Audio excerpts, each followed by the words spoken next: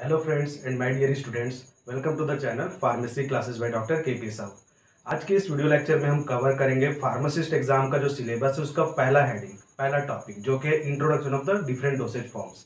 ठीक है, इसके साथ साथ मैं ये भी बता दूं कि ये सिर्फ उन्हीं लोगों के लिए नहीं है जो फार्मासिस्ट एग्जाम का तैयारी कर रहे हैं, बल्कि फर्स्ट ईयर और सेकेंड ईयर स्टूडेंट के लिए भी ये यूजफुल है और उसके साथ साथ अदर एग्जाम के जो तैयारी कर रहे हैं उसके लिए भी ये वीडियो यूजफुल है। तो आइए स्टार्ट करते हैं आज का ये वीडियो लेक्चर।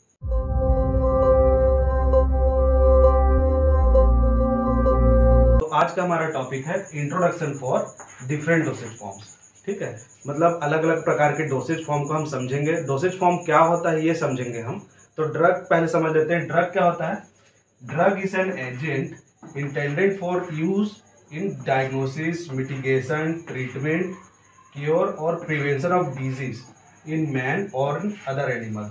मतलब ड्रग क्या है? कोई भी ऐसा एजेंट, कोई भी मतलब केमिकल, चाहे वो ऑर्गेनिक हो, इनऑर्गेनिक हो, चाहे वो प्लांट से मिले हमको, एनिमल से मिले या कोई इंसेक्ट से मिले, कोई कीड़ा से मिले या कोई पत्थर ही क्यों ना हो। ठीक है, लेकिन कुछ भी हो सकता है, लेकिन उसका यूज जो है वो diagnosis, mitigation, treatment, cure, prevention के लिए यूज हो, डिजीज के लिए, इन मैन और इन अदर एनिमल। ठीक है, मतलब डायग्नोसिस, इसमें 5 चीजें हमको ध्यान देना है: डायग्नोसिस, मिटिगेशन, ट्रीटमेंट, क्योर और प्रिवेंशन। ठीक है, पांचों का जो वर्ड है, 5 वर्ड्स, पांचों का अलग अलग मीनिंग है। ठीक है, डायग्नोसिस समझ रहे हैं आप? मतलब किसी चीज को पकड़ना है, डायग्नोस करना है। अगर हम एक्सरे स्टडी के लिए जाते हैं तो बेरियम सल्फेट जो देते हैं हम, ठीक है, वो एक क्या है?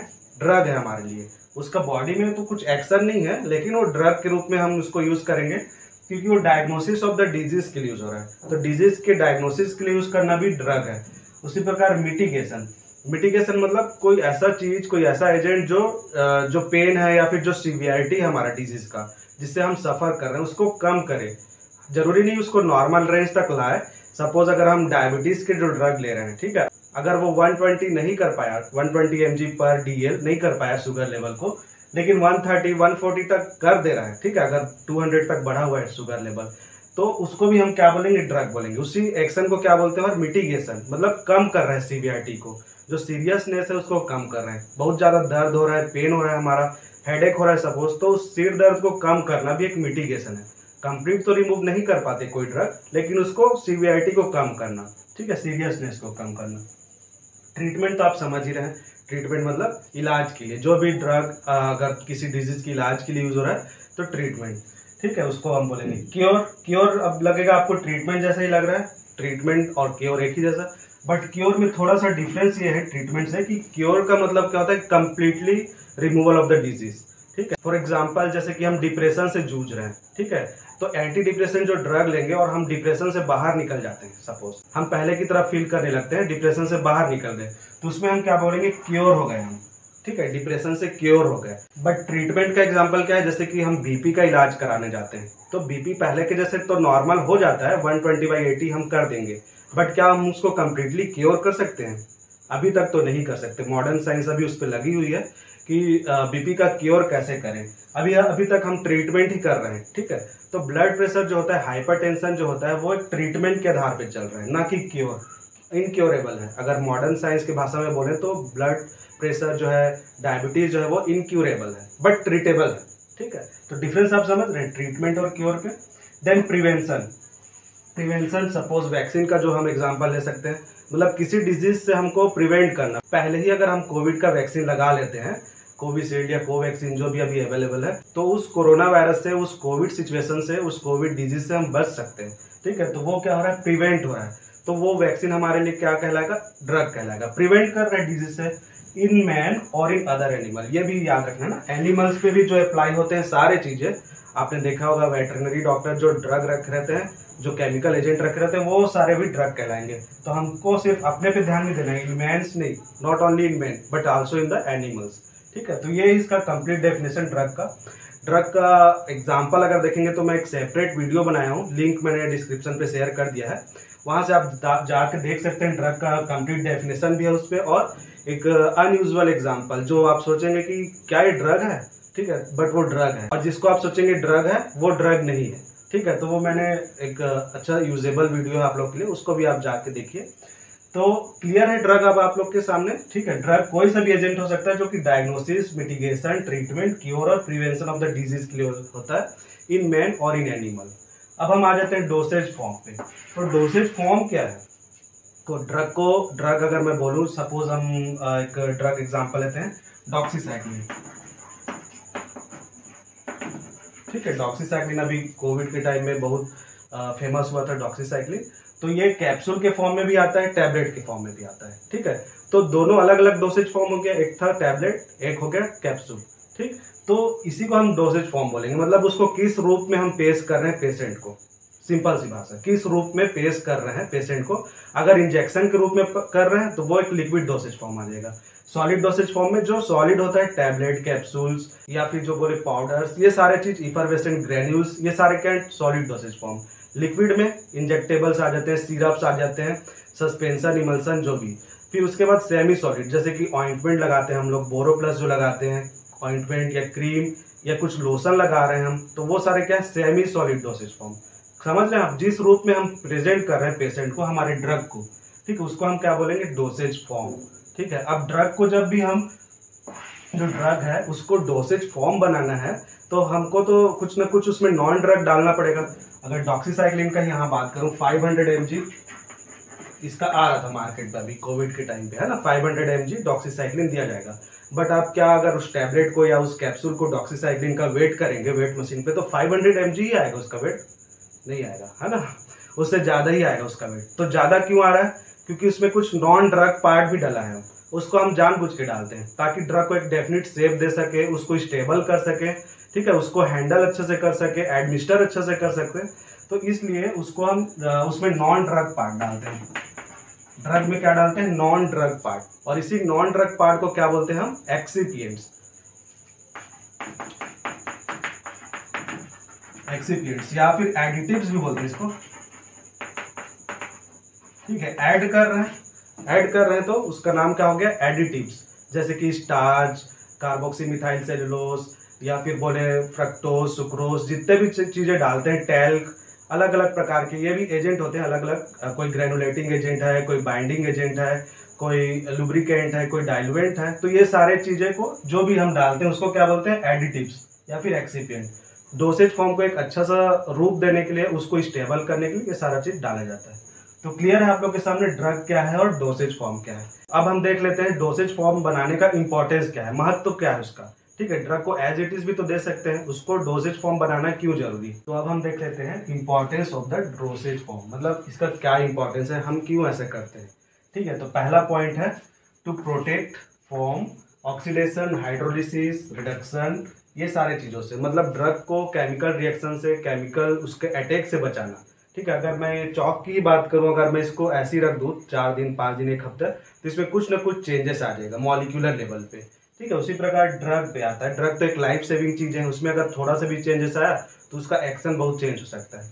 तो ऑक्सीडेशन, चारों तरफ हमारे ऑक्सीजन है, तो ऑक्सीडेशन से बचाना, हाइड्रोलिसिस से, रिडक्शन या और भी अलग प्रकार के केमिकल रिएक्शन, उससे बचाने के लिए हम एक कोटेड टैबलेट बनाते हैं। ये भी डोसेज फॉर्म का ही टाइप है, कोटेड टैबलेट बनाना या फिर एम्पुल्स का रूप देना उसको प्रोटेक्ट करने के लिए। सील्ड एम्पुल्स, एम्पुल्स क्या रहते हैं? सील्ड रहते हैं, ताकि उस पर बैक्टीरियल वायरल ग्रोथ ना हो, फंगल ग्रोथ ना हो, ठीक है।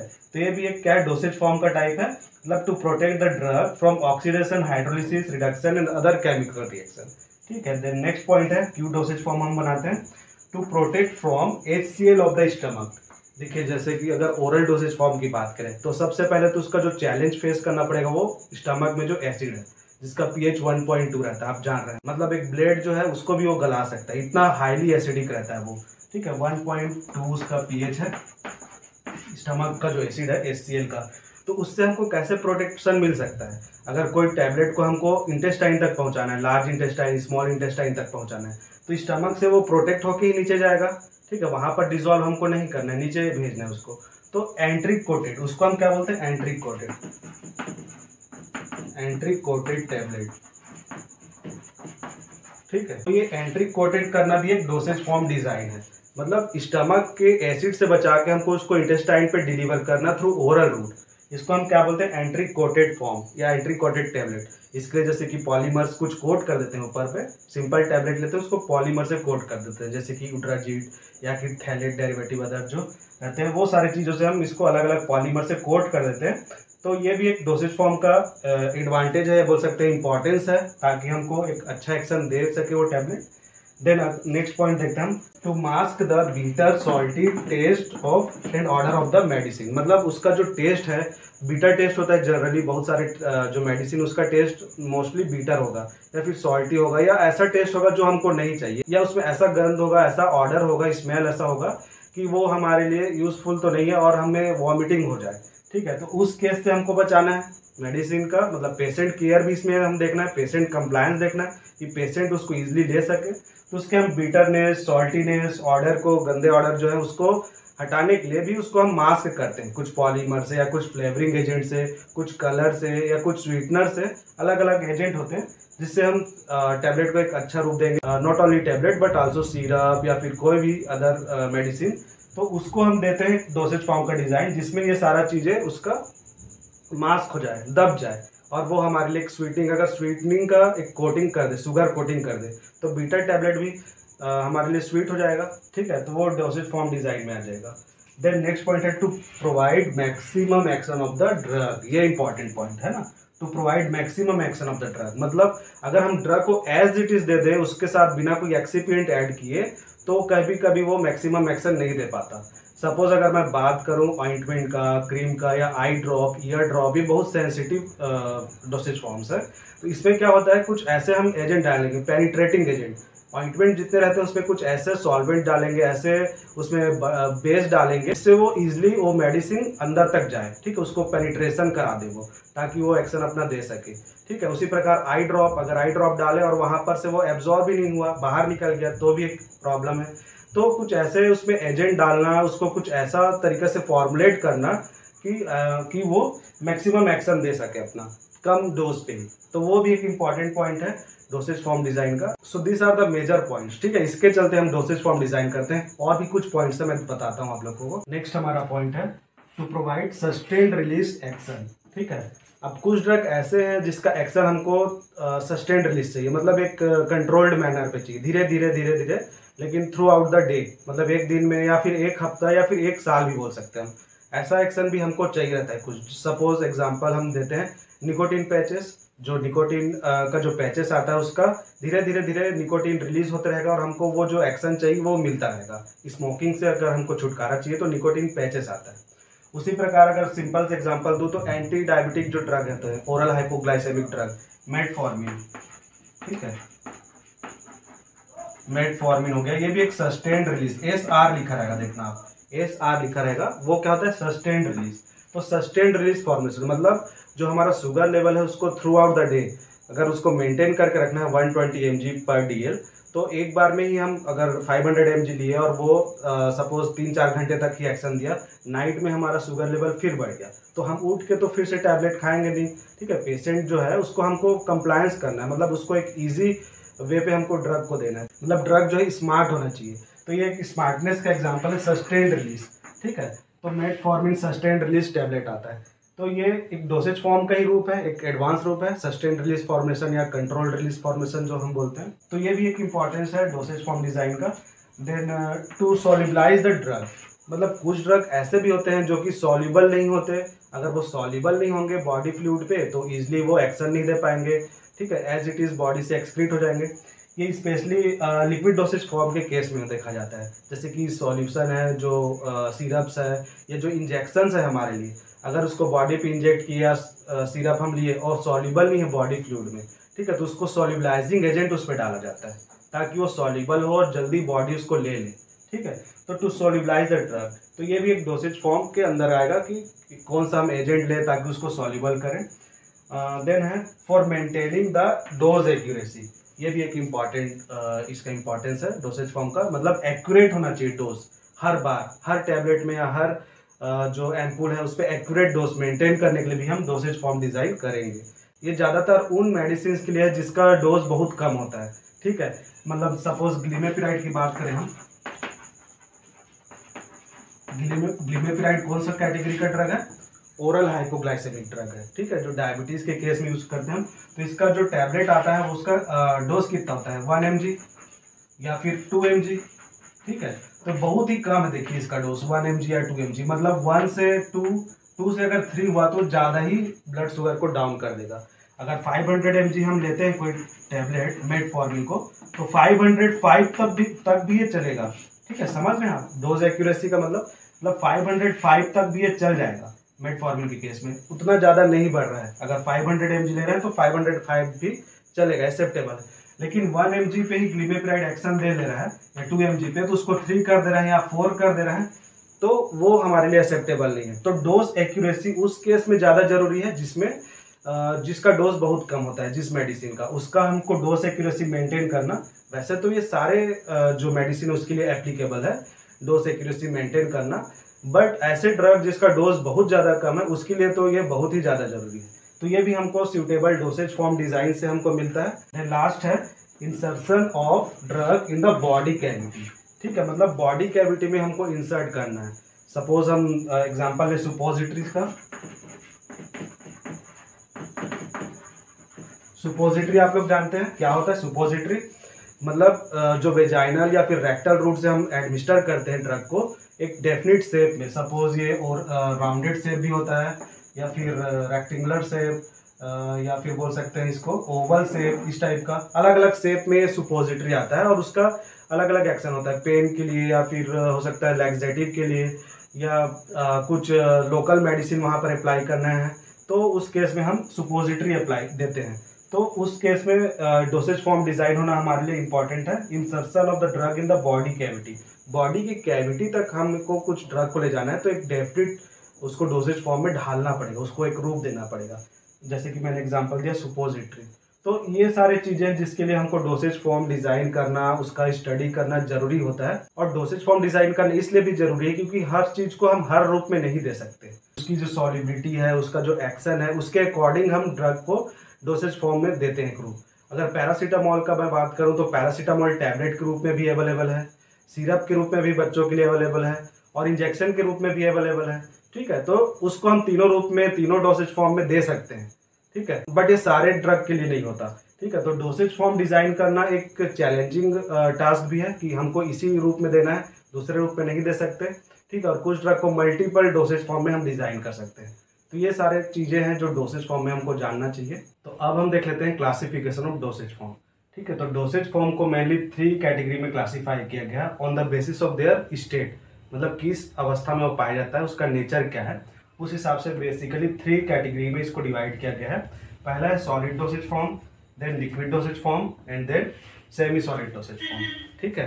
अब इन तीनों के अलावा और कोई डोसेज फॉर्म हो सकता है क्या, आप बताइए, ठीक है। तो गैसियस डोसेज फॉर्म भी क्यों नहीं हो सकता, गैसियस डोसेज फॉर्म, ठीक है। तो ये भी एक डोसेज फॉर्म है जिसमें सारे जो इनहेलेशंस हैं या फिर एरोजोल्स हैं, ठीक है, वो सारे आ जाएंगे।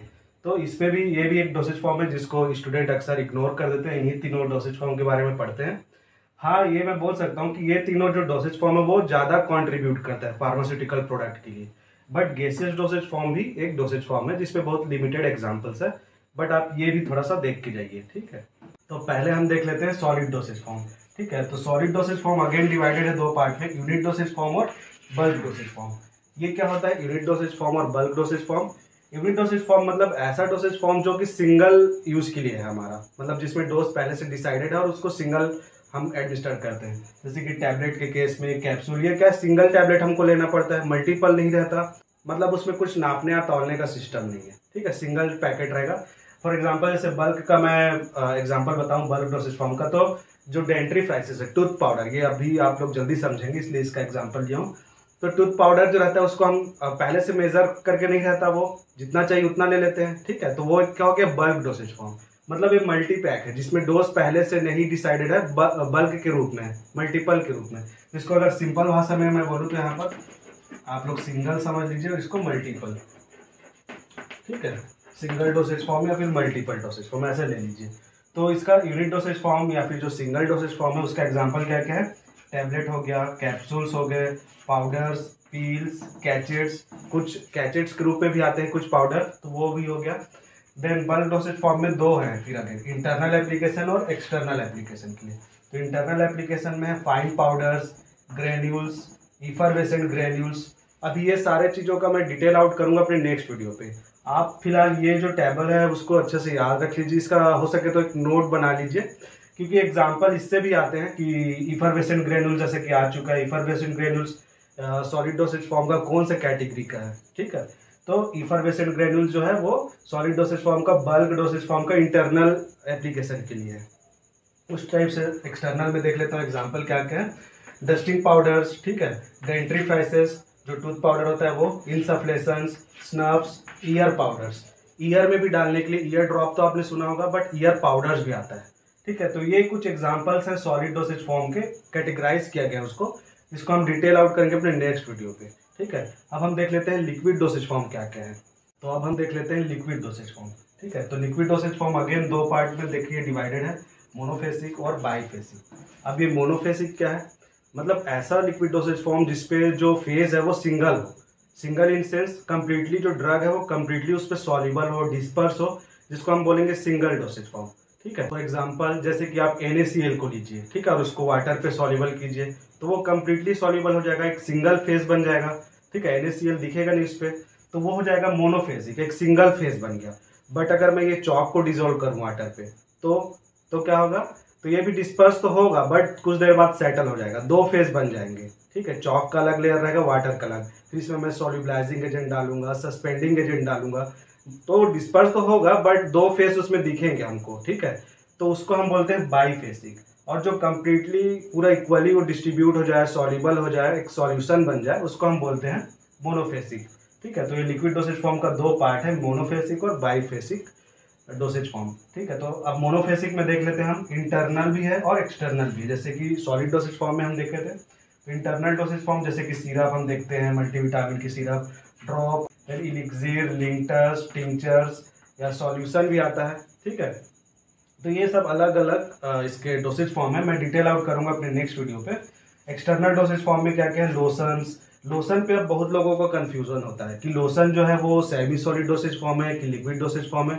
सपोज कैलामाइन जो लोशन होता है या बॉडी लोशन आप देखते हैं वो कौन सा डोसेज फॉर्म है, तो वो एक लिक्विड डोसेज फॉर्म है, और लिक्विड का वो मोनोफेसिक डोसेज फॉर्म है, ठीक है, बाईफेसिक नहीं वो, क्योंकि कंप्लीटली एक फेज रहता है, डिस्पर्स रहता है कंप्लीटली, तो वो हो गया एक monophasic liquid dosage form. Then gargles, liniments, eye drops, ear drops, ये सारे आ जाते हैं। और अगर हम बात करें बाईफेसिक लिक्विड डोसेज फॉर्म का, तो उसमें आ जाता है इमल्सन, सस्पेंशन। सस्पेंशन जैसे कि आप लोग देखे होंगे, जिंक का जो सस्पेंशन आता है बच्चों के लिए, एल्बेंडाजोल का जो सस्पेंशन आता है, ठीक है, उसको सेक वेल बिफोर यूज लिखा रहता है, मतलब वो सेटल्ड हो जा रहता है, उसको फिर से हमको सेक करना पड़ता है, दो फेस उसमें रहेंगे, लिक्विड और सॉलिड फेस अलग से दिखता है, ठीक है, उसको हमको सेक करना पड़ता है, सस्पेंड करना पड़ता है बार बार। उसी प्रकार इमल्सन में हम क्या देखते हैं, ऑयल को वाटर में या फिर वाटर को ऑयल में, ऑयल फेस में, ठीक है। वाटर और ऑयल तो कभी सॉल्युबल होंगे नहीं, तो उन दो फेस को आपस में मिलाने के लिए हम इमल्सिफाइंग एजेंट डालते हैं, तो रहेगा तो वो दो फेस लेकिन कंप्लीटली डिस्पर्स रहेगा, ठीक है, तो इसलिए वो भी बाईफेसिक ही कहलाएगा। तो ये सारे एग्जाम्पल हैं, आप लोग एक नोट आउट कर लीजिए, इसको मैं बार बार बोल रहा हूँ, यहाँ से क्वेश्चन आया है डोसेज फॉर्म से। अब हम देख लेते हैं सेमी सॉलिड डोसेज फॉर्म, ठीक है। तो इसमें भी दो पार्ट है अगेन, एक्सटर्नल यूज के लिए और इंटरनल यूज के लिए। तो एक्सटर्नल में क्या क्या example, ointments, creams, paste, jellies, suppository, ठीक है, ये पांच इसके मेन एग्जांपल हैं। ऑइंटमेंट और क्रीम में अक्सर स्टूडेंट कंफ्यूज हो जाते हैं, क्रीम की जगह ऑइंटमेंट बोल देंगे या फिर ऑइंटमेंट की जगह क्रीम बोल देंगे। तो ये दोनों में जो डिफरेंस है वो मैं आने वाले वीडियो में अपने कवर करूंगा। फॉर एग्जांपल जैसे कि ऑइंटमेंट का आपको एग्जांपल दे देता हूँ, बीटाडीन का जो ऑइंटमेंट आता है जिसको हम चोट लगने पे लगाते हैं, वो क्या है, एक ऑइंटमेंट है, ठीक है। और क्रीम क्या होता है, फॉर एग्जांपल जैसे कि सिल्वर सल्फा का जो क्रीम आता है जो जलने पे बर्न के केस में हम लगाते हैं, वो एक क्रीम है, ठीक है। तो एक एग्जांपल इसको हम क्या होता है दोनों में डिफरेंस ये बताएंगे आप, इसमें से भी क्वेश्चन आया है ना, ऑइंटमेंट और क्रीम से आता है क्वेश्चन। और देन इंटरनल देख लेते हैं। तो इंटरनल एप्लीकेशन के लिए क्या है, इलेक्ट्यूरिस, ठीक है, ये नया टर्म होगा आप लोग के लिए, इलेक्ट्यूरिस मतलब ऐसे फॉर्मुलेशन, ऐसे फार्मास्यूटिकल प्रोडक्ट या ऐसे मेडिसिन जिसको हम शुगर सॉल्यूशन के साथ या फिर हनी के साथ बनाए और एक सेमी सॉलिड सा उसका नेचर रहता है, जैसे कि फॉर एग्जांपल च्यवनप्राश, ठीक है, ये क्या है, इलेक्ट्यूरिस है। तो ये हो गया सेमी सॉलिड डोसेज फॉर्म आपका कवर। इसमें ज़्यादा ऐसे हम देखते नहीं हैं प्रोडक्ट। अब हम जितने भी ड्रग डिलीवरी सिस्टम पढ़े हैं, जितने भी डोसेज फॉर्म पढ़े हैं, उसके अलावा एक और ड्रग डिलीवरी सिस्टम है जिसको हम बोलते हैं न्यू ड्रग डिलीवरी सिस्टम, या फिर इसको बोल सकते हैं एडवांस ड्रग डिलीवरी सिस्टम। ठीक है, तो इसमें क्या कहते हैं, जो न्यू रिसर्च होके जो फॉर्मुलेशंस हमारे सामने आते हैं उसको हम इस कैटेगरी पे रखते हैं, इसको मिसलेनियस कैटेगरी भी बोल सकते हैं। तो इसमें क्या क्या आते हैं, liposomes, niosomes, osmotic pumps, transdermal drug delivery system. ठीक है, ये न्यूअर टेक्नोलॉजीज है जिसपे हम ड्रग को टारगेट करते हैं एक पर्टिकुलर साइट पे बॉडी का, और वहाँ से उसका बेटर एब्जॉर्प्शन देखा जाता है। ठीक है, ड्रग का जो अमाउंट है बहुत कम हो जाता है क्योंकि ये टारगेटेड ड्रग डिलीवरी सिस्टम है। ठीक है, या बोल सकते हैं न्यूअर टेक्निक है। तो अभी के जो आप लोग का फार्मासिस्ट सिलेबस है उसमें ये सब भी है। ठीक है, न्यूअर ड्रग डिलीवरी सिस्टम भी एक इम्पॉर्टेंट पार्ट है, उस पर यहाँ से भी क्वेश्चन आता है, तो इसको हम डिटेल आउट करेंगे अपने नेक्स्ट वीडियो पे। ठीक है, so this is all about today's video. I hope आप लोग को ये पसंद आया होगा।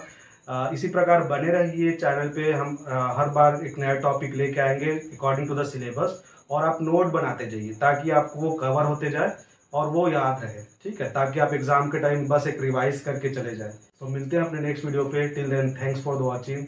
Thank you.